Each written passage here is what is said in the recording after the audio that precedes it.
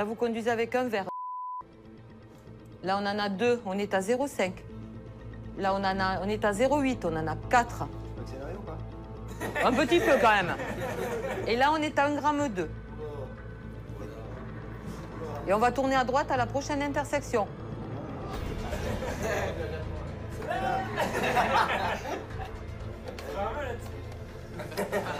C'est pour ça qu'on vous dit, soit tu conduis, soit tu bois. Malgré des campagnes de prévention de plus en plus nombreuses et un durcissement des lois, les accidents de la route restent l'une des premières causes de mortalité de notre pays.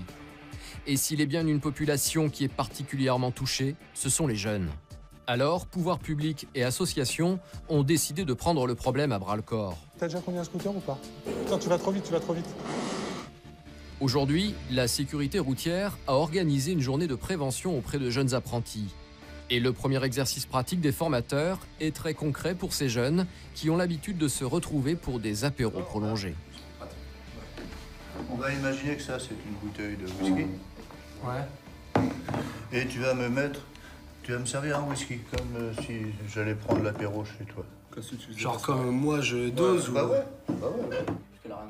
Le test est simple. Le formateur veut prouver à ses apprentis qu'ils n'ont aucune notion des doses qu'ils ingèrent en soirée, et donc des conséquences sur leur conduite. Il n'y a même pas la moitié. Là, tu vois, t'arrives à 5,5. On arrive à 5,5. Il en faut 2 centilitres, il me semble. Ouais, 2. Donc on a déjà 3 fois la dose, là. Ah ouais. Alors je vais chez toi, je vais prendre l'apéro. Et puis comme on est en Bretagne, on marche pas que sur une patte. Ouais. On en prend un deuxième derrière. J'ai 6 fois la dose quand je sors de chez toi. C'est sympa comme mec. Hein. Généreux peut-être, mais surtout inconscient. Normalement, un verre d'alcool bien dosé contient 10 grammes pur, ce qui correspond à 0,2 g par litre dans le sang. Pour un jeune permis, c'est la limite à ne pas dépasser. Alors avec leur dose faite maison, ces jeunes risquent très gros.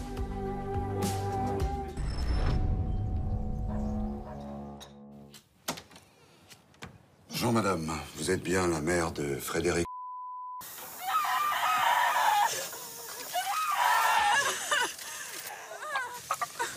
Voilà madame, votre fils a eu un accident de la circulation à 3h30 sur la départementale 22. Et Il a perdu la vie madame. Ça va vous demander beaucoup de courage, madame, mais je vais vous demander de venir nous accompagner pour reconnaître votre fils. Ce film de prévention a été réalisé par la sécurité routière. L'objectif est clair, choquer les jeunes pour qu'ils prennent conscience de leur conduite à risque. Dans la salle, les visages sont graves. Le spot semble faire son petit effet. C'est émouvant. Émouvant. C'est horrible. Horrible. Ah, c'est choquant quand même. Choquant. J'ai entendu dégueulasse là-dedans. Pourquoi c'est dégueulasse? Pourquoi c'est émouvant? Parce que c'est quelque chose qui est proche de la réalité. Mais là, il faut vous dire qu'il nous manque quelques éléments en plus. On n'a pas l'onde de choc, on n'a pas l'odeur de carburant. Dans ce film, le conducteur avait bu. Il a tué certains de ses passagers, mais aussi d'autres automobilistes qu'il a percutés. Une vérité glaçante qu'on a souvent tendance à oublier.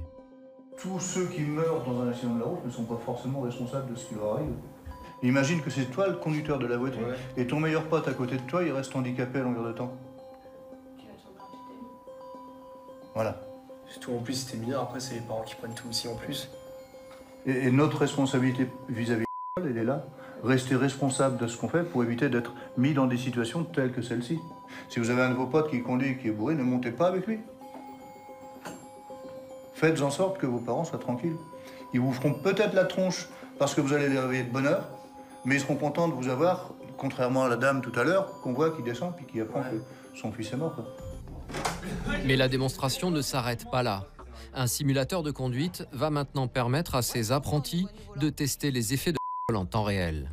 J'espère que tout ce qu'on va dire et les propos que l'on tient fera son chemin au fur et à mesure, parce que certains d'entre eux, je les ai déjà vus. Donc je remets toujours l'accent sur ce genre de choses, sur les risques, bien entendu, quand ils sont au volant de leur voiture ou sur leur cyclo. Allez, première. Accélérez fort, fort. Voilà, et vous regardez loin. Le simulateur reproduit une conduite classique sur une route départementale. La vitesse est limitée à 90 km/h. Mais l'exercice va se corser au fur et à mesure que des verres sont consommés par le conducteur. Doucement. Là, vous conduisez avec un verre. Là, on en a 2, on est à 0,5. Là, on est à 0,8, on en a 4. Un petit peu quand même. Et là, on est à 1,2 g. Et on va tourner à droite à la prochaine intersection.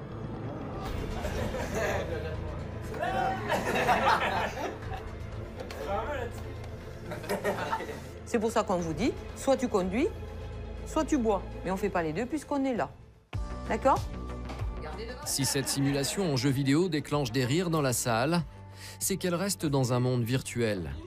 Mais dans la réalité, ce jeune homme viendrait de faire une sortie de route sûrement fatale. Malgré cet exemple, ces adolescents ne semblent pas encore très conscients des risques qu'ils encourent. Vous rentrez comment là de sortie les garçons quand... En 50. Vous reprenez le scout quand vous sortez de soirée? De vos soirées, vous rentrez vous tout seul avec votre voiture? Bah non, avec les potes. Vous avez bu? Un petit peu. Pas beaucoup. C'est quoi pas beaucoup? Deux verres. Vous êtes vraiment pas sérieux? Regardez, pensez à nous aussi. Il n'y a pas que vous, moi, vous. Franchement, je vous connais pas. Ça me fait ni chaud ni froid. Par contre, après, il y a du monde autour de vous. Vous n'êtes pas tout seul. Vous avez des parents, vous avez... Non, c'est fini ça, maintenant on a compris. Je bois ou je conduis, mais je fais pas les deux. C'est pas possible. Les mauvaises habitudes semblent encore malheureusement bien ancrées chez certains adolescents. Avec un terrible constat, chaque année, environ 600 jeunes sont tués dans un accident de la route. Pourtant, certains semblent prendre conscience que leur vie ne tient qu'à un fil. Samedi soir, dans le Val d'Oise en Île-de-France. Comme tous les week-ends, John, 20 ans, s'apprête à sortir en boîte de nuit. Ce soir, c'est lui qui prend le volant. Il est le chauffeur officiel de la soirée, celui qui ne boira pas pour pouvoir conduire. La sécurité routière lui a donné un nom, c'est Sam, le capitaine de soirée. Là, je vais chercher un pote, ensuite on va en boîte et on retrouve des amis sur place qui nous attendent déjà. Ce soir, vous avez un rôle un peu particulier? Oui, ce soir, c'est moi le Sam en fait, donc je ne boirai pas. Il est hors de question qu'il y en a un qui ne soit pas désigné pour ne pas boire. C'est très très important. On tient tout simplement à notre vie en fait. Car la fragilité de la vie sur la route, John en a fait l'amère expérience. Un de ses meilleurs amis a perdu la vie après une soirée trop arrosée. Ils étaient en boîte, ils ont bu, sauf qu'ils avaient oublié de désigner une personne justement qui ne boirait pas cette soirée. Donc ce qu'ils ont fait, c'est qu'ils ont pris le volant et peut-être, je sais pas, 10 km plus tard, sur l'autoroute, il y a quelqu'un qui a freiné brusquement et ils l'ont pas vu. Et donc du coup, les réflexes ont été diminués. Ce qui fait qu'il y a eu l'accident, ils sont entrés dedans. Les passagers ont eu des côtes cassées. Et c'est ceux qui sont mieux sortis d'ailleurs. Le conducteur est malheureusement décédé.